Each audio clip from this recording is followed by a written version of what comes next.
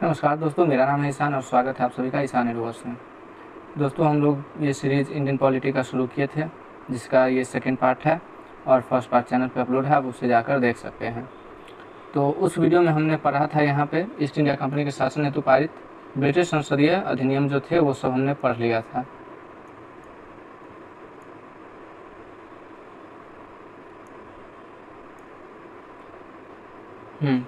उसके बाद हमने ये वाला सेक्शन कंप्लीट कर लिया था और आज ब्रिटिश राज के शासनाधीन पारित अधिनियम पढ़ने वाले हैं। तो चलिए शुरू करते हैं। तो इसमें सबसे पहला अधिनियम है 1858 का भारत शासन अधिनियम। इसमें पहला पॉइंट क्या है? 1857 के प्रथम स्वतंत्रता संग्राम के उपरांत ब्रिटिश सरकार द्वारा 1858 का भारत शासन अधिनियम पारित किया गया। आप सभी जानते हैं 1857 में जो सिपाही विद्रोह हुआ उसके ही परिणाम स्वरूप यहाँ की जो सत्ता थी वो डायरेक्ट ब्रिटिश क्राउन के अंदर चली गई और इसी के बाद 1858 में एक वर्ष बाद 1858 का भारत शासन अधिनियम पारित किया गया। देखिए इसमें क्या क्या नियम आए। तो इस अधिनियम को act for the better government of India के नाम से भी जाना जाता है। ये पॉइंट बहुत इंपॉर्टेंट है, इसको खासकर ध्यान में रखिएगा। क्या कहा जाता है इसे? तो act for the better government of India.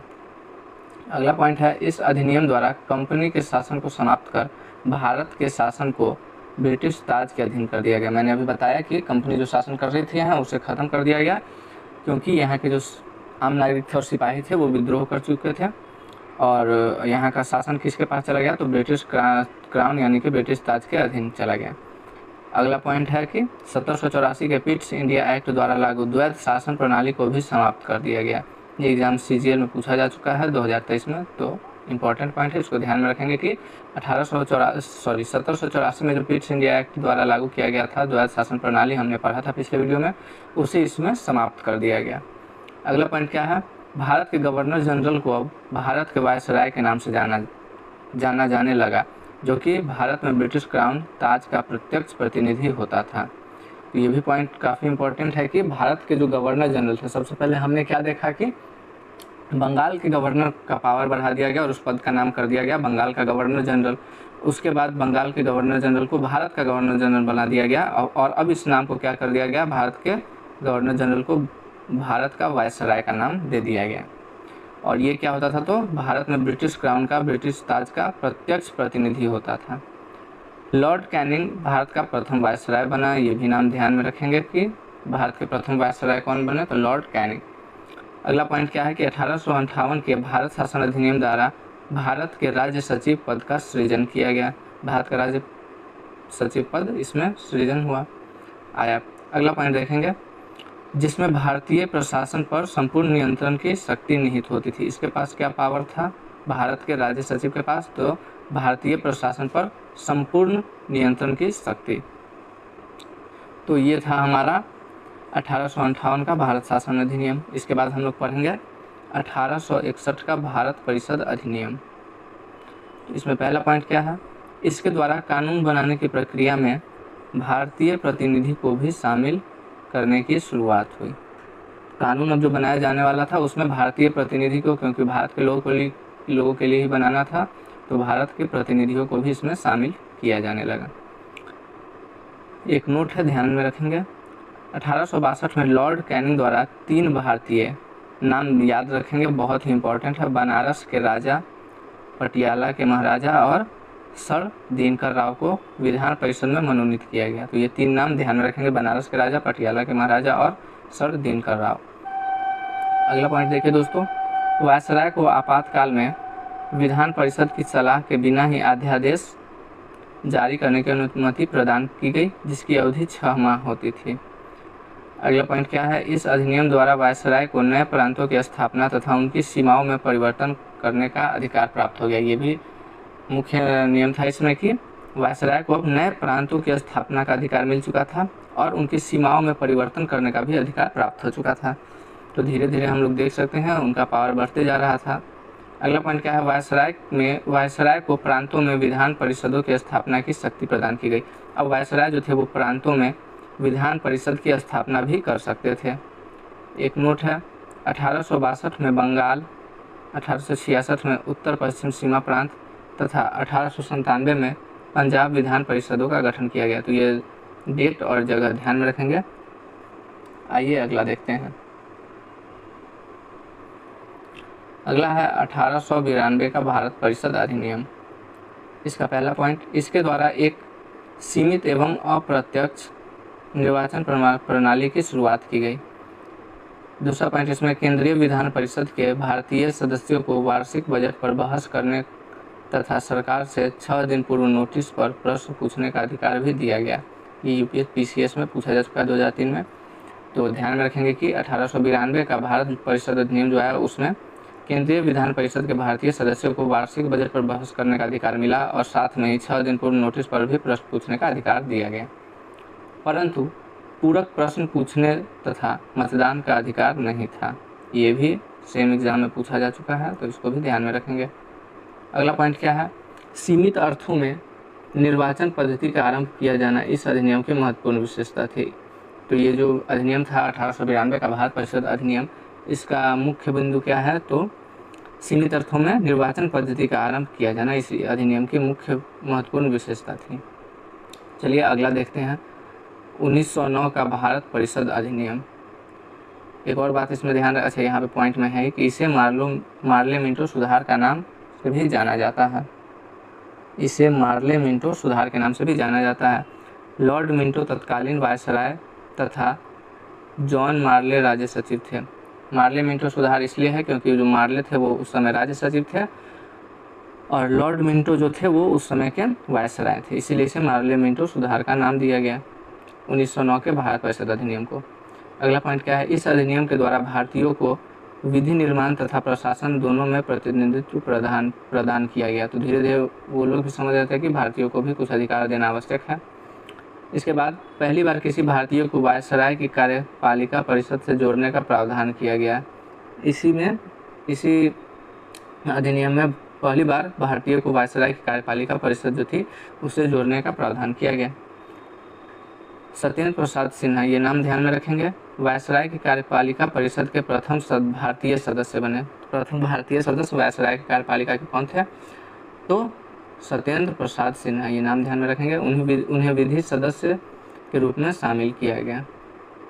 आइए अगला पॉइंट देखते हैं, इस अधिनियम ने केंद्रीय तथा प्रांतीय विधायिनी शक्ति को बढ़ा दिया।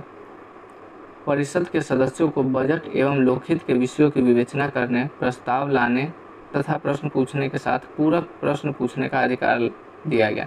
जो कि हमने देखा था पहले भी वो प्रश्न पूछ सकते थे लेकिन पूरक प्रश्न पूछने का अधिकार नहीं था, लेकिन इस अधिनियम में उन्हें मिल गया ये अधिकार।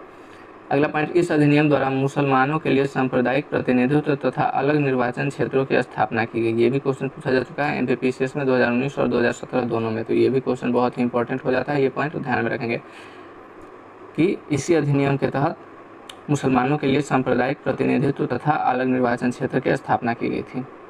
अगला पॉइंट क्या है, इसने सांप्रदायिकता को वैधानिक रूप दिया। लॉर्ड मिंटो को सांप्रदायिक निर्वाचन के जनक के रूप में जाना जाता है। तो सांप्रदायिक निर्वाचन के जनक के रूप में किसे जाना जाता है, तो नाम ध्यान में रखेंगे, लॉर्ड मिंटो। अगला हमारा है 1919 का भारत शासन अधिनियम। इसे क्या नाम से जाना जाता था, तो इसे मॉन्टेग्यू चेम्सफोर्ड सुधार के नाम से भी जाना जाता था। इस समय मॉन्टेग्यू भारत का राज्य सचिव जबकि चेम्सफोर्ड भारत का वायसराय था। तो जैसे हमने पिछले वाले में देखा था कि मार्ले मिंटो दोनों नाम था, उन्हीं के नाम पे रखा गया अधिनियम का भी नाम, तो इसमें भी मॉन्टेग्यू चेम्सफोर्ड सुधार का नाम ऐसे ही आया था। अगला पॉइंट क्या है, प्रांतों में आंशिक उत्तरदायी शासन तथा द्वैध शासन की स्थापना की गई है। इसके एग्जाम में पूछा जा चुका है और सीजीएल के एग्जाम में भी पूछा जा चुका है, तो इसको भी ध्यान में रखेंगे कि प्रांतों में आंशिक उत्तरदायी शासन तथा द्वैध शासन की स्थापना की गई थी इसी अधिनियम के तहत। द्वैध शासन प्रणाली का जनक किसे कहा जाता है, तो ये भी नाम ध्यान में रखेंगे, लियोनेल कर्टिस।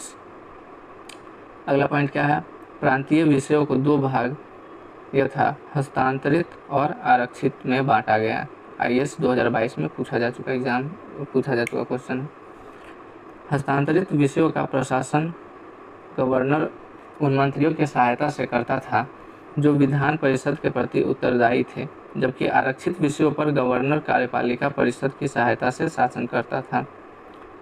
अगला पॉइंट देखिए, इस अधिनियम के तहत पहली बार केंद्र में द्विसदनीय व्यवस्था स्थापित की गई। एमपीपीएससी में पूछा जा चुका है, तो इसको ध्यान में रखिएगा कि इसी अधिनियम के तहत पहली बार केंद्र में द्विसदनीय व्यवस्था स्थापित की गई।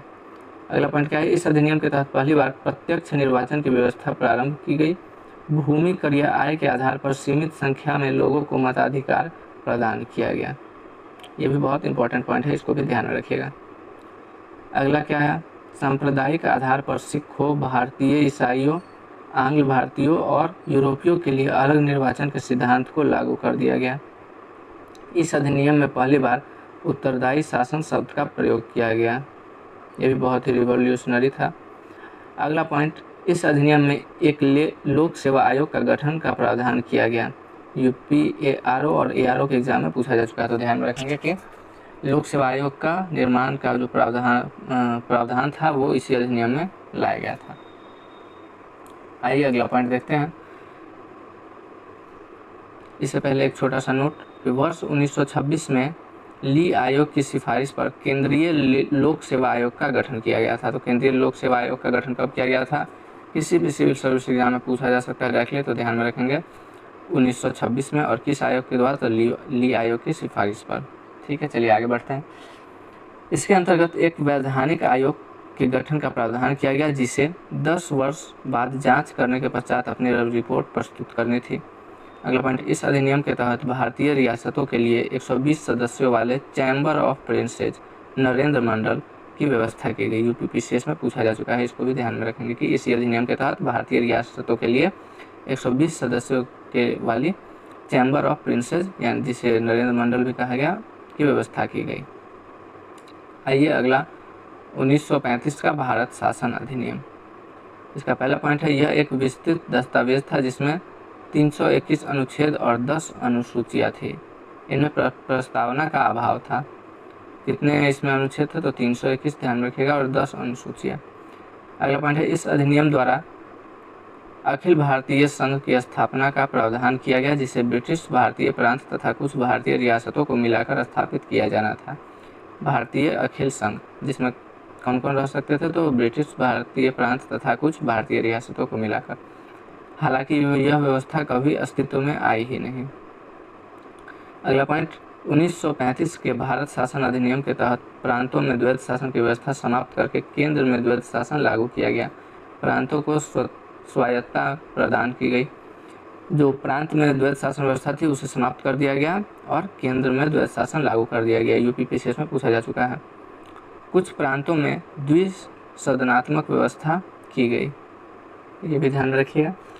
कुल 11 ब्रिटिश प्रांतों में से 6 प्रांत बम्बई, मद्रास, बिहार, बंगाल, संयुक्त प्रांत और असम में विधान परिषद और विधानसभा की स्थापना हुई। बहुत ही इंपॉर्टेंट पॉइंट है, इसके अच्छे से ध्यान रखिएगा।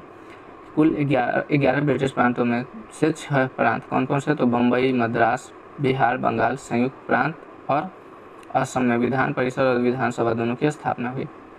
इस अधिनियम के तहत वर्ष 1937 में एक संघीय न्यायालय की स्थापना की गई। यूपीपीसीएस में पूछा जा चुका है, ध्यान में रखेंगे।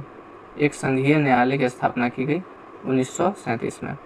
अगला पॉइंट, इसने भारत शासन अधिनियम 1858 द्वारा स्थापित भारत परिषद को समाप्त कर दिया। 1935 के भारत शासन अधिनियम द्वारा बर्मा को ब्रिटिश भारत से पृथक कर दिया गया तथा 2 नए प्रांत सिंध और उड़ीसा का निर्माण हुआ। यूपीपीसीएस में पूछा जा चुका है और ये इंपॉर्टेंट पॉइंट है, इसको ध्यान में रखेंगे कि 1935 के भारत शासन अधिनियम द्वारा बर्मा को जो था ब्रिटिश भारत से पृथक कर दिया गया और 2 नए प्रांत कौन कौन से, सिंध और उड़ीसा, जिसे आज उड़ीसा कहते हैं, का निर्माण हुआ। अगला पॉइंट, इसी अधिनियम के तहत देश की मुद्रा और साख पर नियंत्रण के लिए भारतीय रिजर्व बैंक की स्थापना हुई। तो भारतीय रिजर्व बैंक की स्थापना किस अधिनियम के तहत हुई, तो ध्यान में रखेंगे 1953 का जो भारत शासन अधिनियम आया उसी के तहत। अगला पॉइंट, 1935 के भारत शासन अधिनियम द्वारा लगभग 10% जनसंख्या को मताधिकार प्रदान किया गया। इस अधिनियम के तहत एक संघीय लोक सेवा आयोग की स्थापना के प्रावधान के साथ साथ प्रांतीय सेवा आयोग तथा संयुक्त सेवा आयोग की स्थापना का प्रावधान भी किया गया, इसको भी ध्यान में रखिएगा। अगला और लास्ट पॉइंट है, भारत का वर्तमान संवैधानिक ढांचा काफ़ी हद तक वर्ष 1935 के अधिनियम पर आधारित है। CHSL 2023 में पूछा जा चुका है, तो ध्यान में रखेंगे। अगला है 1947 का भारतीय स्वतंत्रता अधिनियम। इसका पहला पॉइंट है, इसने भारत में ब्रिटिश राज समाप्त कर अविभाजित भारत का विभाजन कर 2 स्वतंत्र अधिराज्यों कौन कौन भारत और पाकिस्तान की स्थापना की, सभी जानते हैं। अगला पॉइंट है, इसने दोनों अधिराज्यों को की संविधान सभाओं को अपने देश का संविधान बनाने और उसके लिए किसी भी देश के संविधान को अपनाने की शक्ति दी। हम लोग जानते हैं हमारे देश का जो संविधान है उसमें भी कई देशों से कई नियमों को लागू किया गया है और हमारे देश का अपना संविधान सभा था। भारतीय स्वतंत्रता अधिनियम 1947 ने 15 अगस्त 1947 को भारत को स्वतंत्र एवं संप्रभु राष्ट्र घोषित किया। सभी जानते हैं भारत कब आज़ाद हुआ, जिसे कह सकते हैं आसान भाषा में तो 15 अगस्त 1947 को। इस अधिनियम के द्वारा ब्रिटिश शाही उपाधि से भारत का सम्राट शब्द समाप्त कर दिया गया। अगला पॉइंट, भारतीय रियासतों को यह स्वतंत्रता थी कि वे भारत अधिराज्य या पाकिस्तान अधिराज्य के साथ मिल सकते हैं, वह स्वतंत्र रह सकते हैं। जितने भी रियासत थे वह स्वतंत्र थे कि उन्हें भारत में मिलना है या पाकिस्तान में मिलना है। अगला पॉइंट, प्रत्येक अधिराज्य द्वारा अपना संविधान बनने तक भारत शासन अधिनियम 1935 के तहत ही शासन संचालित किए जाने की व्यवस्था थी, यानी कि जब तक कानून नहीं बन जाता तब तक भारत शासन अधिनियम 1935 का ही पालन करें। तो दोस्तों इस वीडियो के लिए बस इतना ही। अगर आपको ये वीडियो पसंद आ रहा है तो चाहे वीडियो को लाइक करें, चैनल को सब्सक्राइब करें और वीडियो को दोस्तों के साथ शेयर करें। और साथ ही ये हम शॉर्ट नोट्स के रूप में इसे कवर कर रहे हैं, तो आप 1 बार 2 बार 3 बार इसे कम से कम देखने का प्रयास करें। और साथ ही मैंने पिन कमेंट में और डिस्क्रिप्शन में भी PDF का लिंक डाल दिया, तो आप वहाँ से भी पढ़ सकते हैं। धन्यवाद।